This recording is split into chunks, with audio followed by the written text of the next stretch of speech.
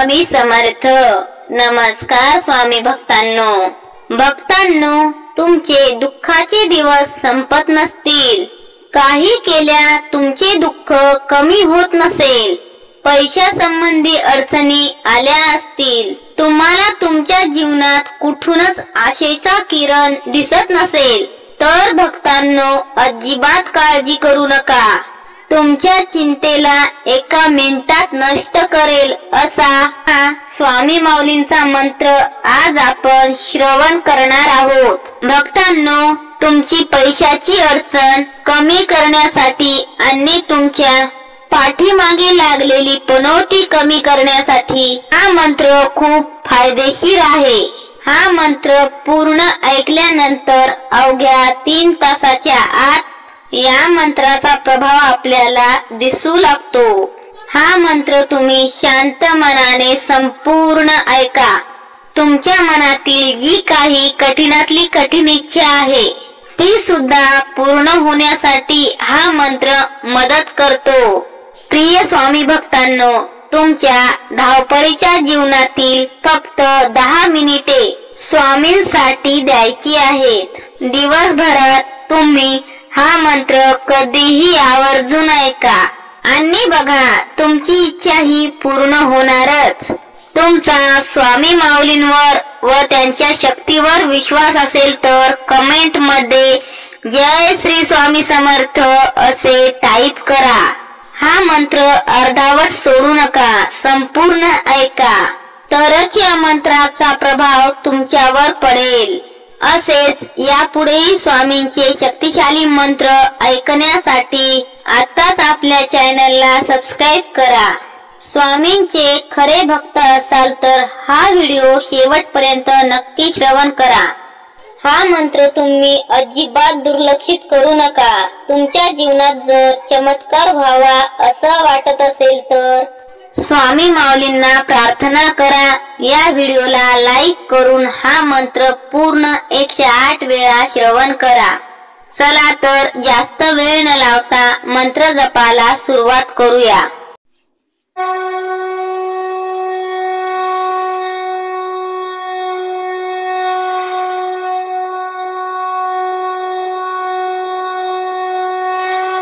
ओम श्री स्वामी निराकराय नमः। ओम श्री स्वामी निराकराय नमः। ओम श्री स्वामी निराकराय नमः। ओम श्री स्वामी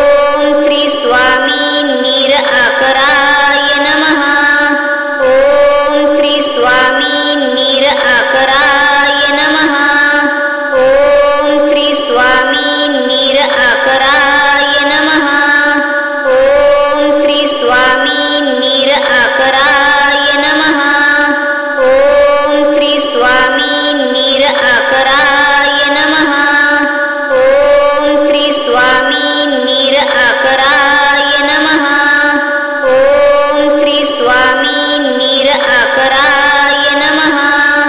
ओम श्री स्वामी निराकराय नमः. ओम श्री स्वामी निराकराय नमः. ओम श्री स्वामी निराकराय नमः.